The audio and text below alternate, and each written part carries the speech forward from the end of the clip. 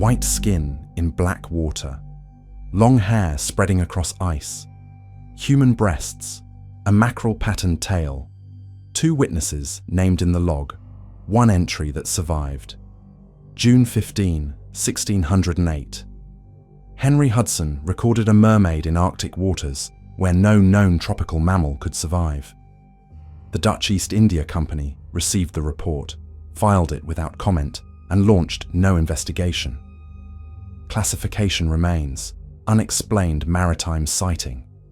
Hudson's journal explains storms, ice formation, starvation, equipment failure.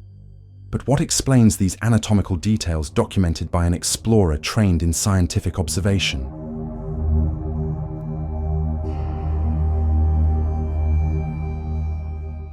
The deck of the Halve Mayen pitched forward as another wave struck the bow. Ice fragments scraped against the wooden hull. Henry Hudson stood at the quarterdeck, his leather journal open against the wind. Salt spray froze on the pages before the ink could dry. The date read June 15, 1608. Around him, 18 men worked the rigging in silence. Most were English. 4 were Dutch. The vessel measured 80 tons, commissioned by the Dutch East India Company to find the northeast passage to the Orient. Hudson had failed the previous year. Ice had blocked every route above Russia. Now he was pushing further north than any ship had gone. The water was charcoal black. Fog consumed everything beyond 200 yards. The air hovered just above freezing. At this latitude in June, the sun never fully set. Thomas Hill stood watch at the starboard rail, 23 years old, born in London. This was his second voyage with Hudson. At 14 minutes past 3 in the afternoon, something pale moved beneath the surface. Hill called out. Robert Rayner, 31, heard it first. He moved to the rail. Both men stared at the same point in the water. The creature surfaced 40 feet from the hull, close enough to see individual strands of hair. From the waist up, the figure appeared human, a woman. Her skin was white like snow. Her hair was black and long, floating on the water. Her chest was exposed. Rayner noted this with clinical detachment. The creature's arms hung at her sides beneath the surface. Her face remained turned away. She made no sound. Then she dove. The movement was smooth, practiced. As her body descended, the lower half became visible. No transition point, no seam. The human torso simply continued into a tail as long as her upper body, perhaps 6 feet total. The coloring was distinct, dark patches against lighter skin, forming a pattern identical to Atlantic mackerel. The tail moved in vertical undulation like a whale or dolphin. Hill and Rayner stood at the rail for another 10 minutes. The creature did not resurface. Other crew members gathered. Jan Peters, the Dutch first mate, demanded details. Hill repeated the description. Rayner confirmed every point. Edward Green suggested it might have been a seal. Hill shook his head. He had seen seals along the Norwegian coast. This was not a seal. Seals did not have human hands or breasts. Hudson recorded the sighting in his logbook that evening. 6 lines. He identified the witnesses by name. He noted the time as afternoon. He described the creature exactly as reported. White skin, black hair, human torso, fishtail with mackerel pattern. He added one observation. The sighting occurred in water where no tropical mammal could survive. Manatees lived in warm coastal waters above 60 degrees. The Arctic Ocean in June measured between 30 and 35 degrees. The logbook page remained in Hudson's possession until his death 3 years later. The journal passed through several hands before being archived by the English Admiralty. Scholars examining Hudson's records in later centuries found the entry undamaged. No lines crossed out, no margin notes suggesting doubt. The same handwriting that documented ice formations and compass readings also documented a woman with a fishtail. The Dutch East India Company received a copy of the log when Hudson returned to Amsterdam. They filed it without comment. No investigation was launched. No follow-up expedition was sent. The report simply entered the official record and stayed there. One detail troubled later analysts. Hudson was a trained navigator. He had made multiple transatlantic voyages before attempting Arctic exploration. His journals were known for precision. He recorded coordinates to the minute. He sketched coastlines with measurable accuracy. He noted wind direction, water depth, and ice thickness with obsessive detail. This was not a man prone to fantasy. This was not a man who confused a floating log with a sea monster. Yet on June 15, 1608, he wrote down a mermaid. He named the witnesses. He described anatomical features that should not exist, and he offered no explanation. The crew continued north for another week. The ice became impassable. Hudson turned back and eventually abandoned the search for the Northeast Passage entirely. His next voyage would take him west, toward what would become New York. He would discover the river that bears his name. He would chart Manhattan Island. He would establish England's claim to the region. But before any of that, he saw something in Arctic waters that he could not explain. Something with white skin and black hair, and a tail marked like a fish found 5,000 miles south. Something that two men swore looked directly at them before diving into water cold enough to kill any warm-blooded animal in minutes. The question was never what Hill and Rayner thought they saw. The question was what actually existed in those waters. And why Hudson, a man who documented everything, chose to document this. The ship carried no physician. Medical knowledge aboard the Havre Main consisted of basic amputation techniques and herbalist remedies copied from Dutch trading manuals. There was no one qualified to diagnose hallucination. No one trained to identify symptoms of scurvy-induced delirium. Yet Hudson made a point of noting in his log that both witnesses appeared in good health.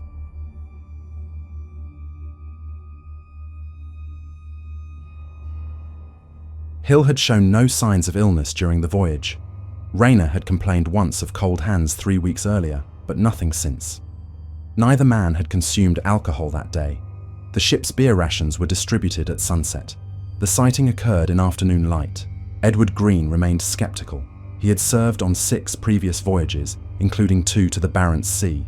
He knew what exhaustion looked like. He knew what men saw when they wanted land badly enough. Mirages were common at high latitudes.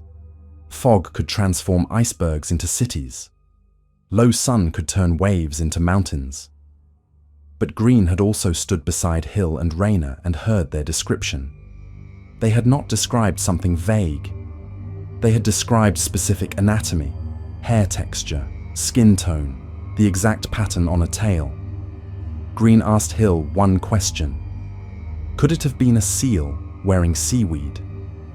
Hill looked at him without expression and walked away. The debate among the crew continued for 2 days. Jan Peters, the Dutch first mate, believed the men had seen a beluga whale. Belugas were white. They lived in Arctic waters.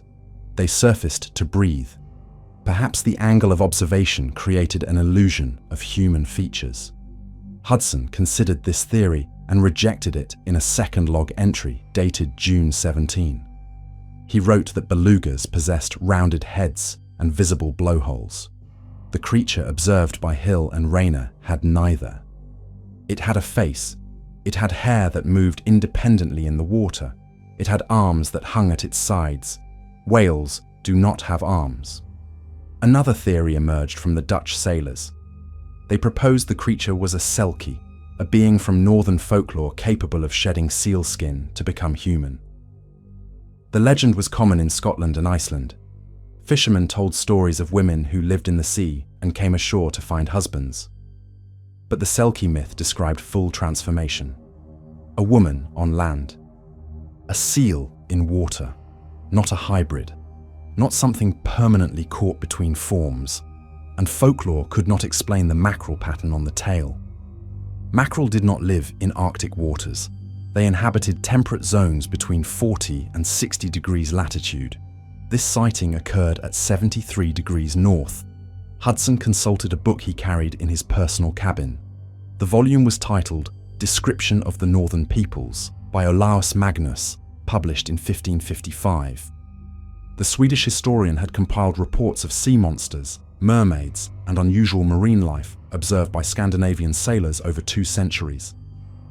Hudson found 3 references to human-like creatures.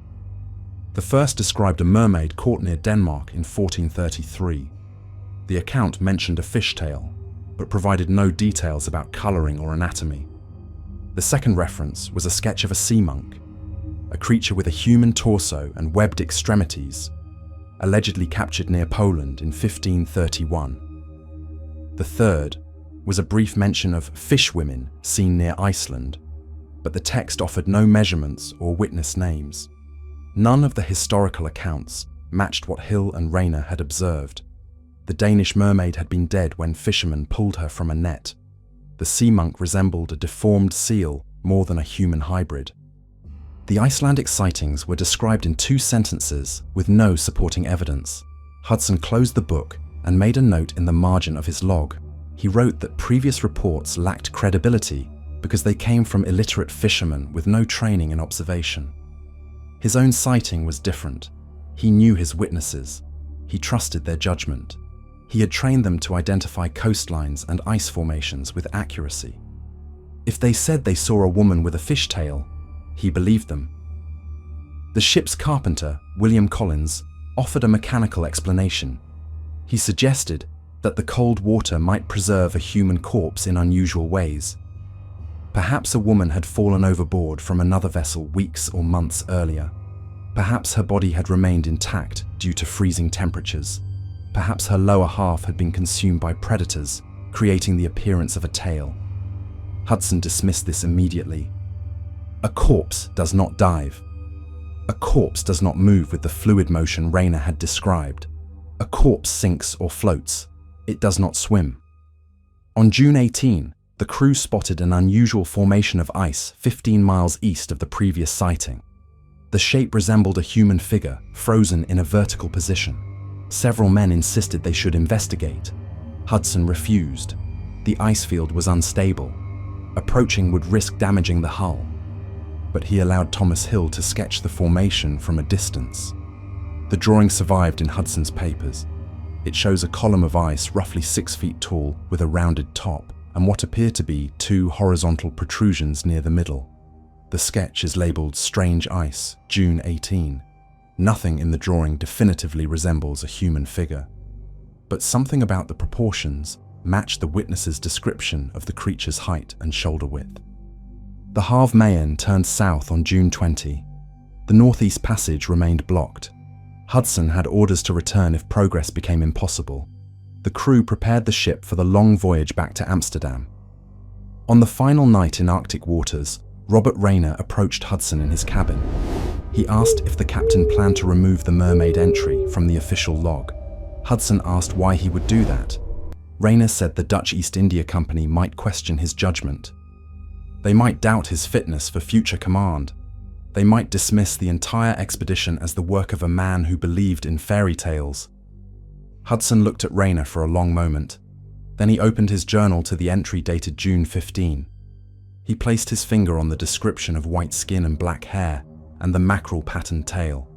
He told Rayner that everything in this book was true. Every coordinate, every depth measurement, every ice formation, every wind direction, and every creature observed by credible witnesses. He said that if the company wanted to call him a liar, they could do so based on facts, not fear.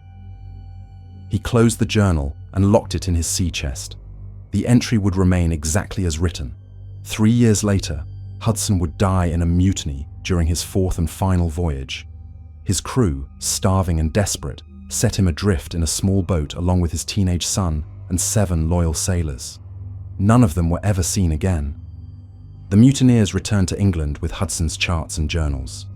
The documents passed to his widow, then to the English Admiralty, then to various archives. The Mermaid entry stayed intact through every transfer. No one altered the text. No one added a disclaimer. The sighting simply existed in the record, unexplained and unquestioned. But one detail remained unexplored. Hudson's log mentioned 2 witnesses by name, Thomas Hill and Robert Rayner. Both men returned safely to England in 1608. Both gave statements to company officials upon arrival. Both described the creature in identical terms. Yet neither man ever spoke publicly about the sighting again. Hill disappeared from maritime records after 1609. Rayner sailed twice more with different captains, but no log from those voyages mentions the Arctic encounter. It was as if both men had agreed to bury the memory, or been told to. The Dutch East India Company maintained meticulous records. Every voyage was documented in triplicate, one copy for the ship's captain, one for the company archives in Amsterdam, one for the governing board. When Hudson returned in late 1608, he submitted his complete log as required. The company clerks transcribed every entry into their master ledger. The Mermaid sighting appeared on page 47 of the ledger, dated June 15, under the heading, Unusual Maritime Observations. The entry matched Hudson's original text word for word, but the ledger included something Hudson's personal journal did not, a marginal note in different handwriting. The note was discovered by Dutch historian Willem Barents III in 1793, nearly 2 centuries after the voyage. Barents was researching early Arctic exploration for a book on Dutch naval history. He found the ledger in the company's archives, which had been transferred to the Amsterdam City Library. The marginal note consisted of 3 words in Latin: non est investigandum. It should not be investigated. No signature. No date on the note itself. But the ink color matched other annotations made by company officials between 1608 and 1612. Why would the company specifically mark this entry as not worthy of investigation? They had funded Hudson's voyage. They had paid for the ship, the crew, and the supplies. They expected detailed reports of everything encountered. When Hudson described unusual ice formations, the company sent follow-up expeditions to verify his claims. When he reported potential seal hunting grounds, they dispatched commercial vessels within a year. But when he reported a mermaid observed at close range by 2 named witnesses, they wrote, "Do not investigate," and moved on. Barents found no other example of this phrase in 50 years of company records. Dangerous reefs were investigated. Hostile native populations were investigated. Uncharted coastlines were investigated. Even rumors of sea monsters warranting investigation if they might affect future trade routes. The company had invested heavily in Arctic exploration. A creature that could damage ships or threaten crews should have warranted at least a follow-up interview with the witnesses. Instead, the note implied deliberate avoidance. One possible explanation emerged from a separate document. In 1609, the company issued new guidelines for ship captains regarding log entries. The guidelines specified which observations required detailed documentation and which could be summarized briefly. The list of required details included coordinates, weather conditions, ice formations, native populations, potential trade goods, and navigable waterways. The list of observations that could be omitted included crew disputes, minor injuries, religious ceremonies, and sightings of non-commercial fauna. The phrase non-commercial fauna was vague. It could mean seals that were too small to harvest. It could mean birds with no value. Or it could mean creatures that served no economic purpose and would only complicate official reports. The timing of these guidelines is significant. They were issued 8 months after Hudson's return. Long enough for the company to review his Arctic log, long enough to realize that detailed descriptions of mermaids might damage the company's reputation with investors. The Dutch East India Company operated on a charter granted by the Dutch government. That charter required scientific credibility. Explorers were expected to map coastlines, not chase mythological creatures. A captain who reported mermaids might be seen as unreliable. An unreliable captain might lose future funding. A company that employed unreliable captains might lose its charter, but Hudson never lost his funding. The company sent him on 2 more voyages after 1608. The first took him back to the Arctic in 1609. The second, in 1610, sent him to search for the Northwest Passage. He discovered Hudson Bay and Hudson Strait, both named in his honor. The company clearly still trusted his navigational skills. They simply chose not to discuss the Mermaid, and they made sure no one else would investigate it either. Comparative analysis reveals another troubling pattern. Between 1500 and 1700, European explorers filed at least 47 reports of mermaid sightings. Most came from tropical or temperate waters. Most described creatures observed from a distance. Only 3 reports came from named explorers with established reputations. Christopher Columbus near Haiti in 1493, John Smith near the West Indies in 1614, and Henry Hudson. Columbus and Smith mentioned their sightings briefly. Neither described anatomical detail, neither named witnesses, neither sketched the encounters. Hudson did all 3. His account was the most detailed mermaid report in maritime history, and it was the only one that led to an official company directive not to investigate. One marine biologist reviewed Hudson's entry in 1976. Dr. Elizabeth Cartwright of the University of Edinburgh concluded that Hudson's creature could not have been a manatee or dugong. Manatees require water above 60 degrees. The Arctic averages 33. Manatees also lack the long hair and human-like arms described by the witnesses. Ribbon seals have distinctive patterns, but possess seal faces, seal flippers, and seal proportions. They do not have human torsos or vertical tail movement. Dr. Cartwright noted that the mackerel pattern described by Hudson appears on only one Arctic species, the Arctic cod. But Arctic cod rarely exceed 16 inches. They do not surface to breathe. They possess nothing resembling human anatomy. In 1983, a research team drilling ice cores near Svalbard recovered ice dated to approximately 1610. The ice contained traces of human hair, black, unusually long, measuring over 12 inches. It came from a depth and location where no human settlement existed in the 17th century. The team filed the finding as an anomaly, suggesting the hair might have drifted from a shipwreck. But they could not explain why the hair showed no decomposition, despite being frozen for nearly 4 centuries. The coordinates were 73 degrees north, 18 degrees east, approximately 40 miles from where Hudson recorded his sighting. The ice core was dated to 2 years after the Halve Maen passed through those waters.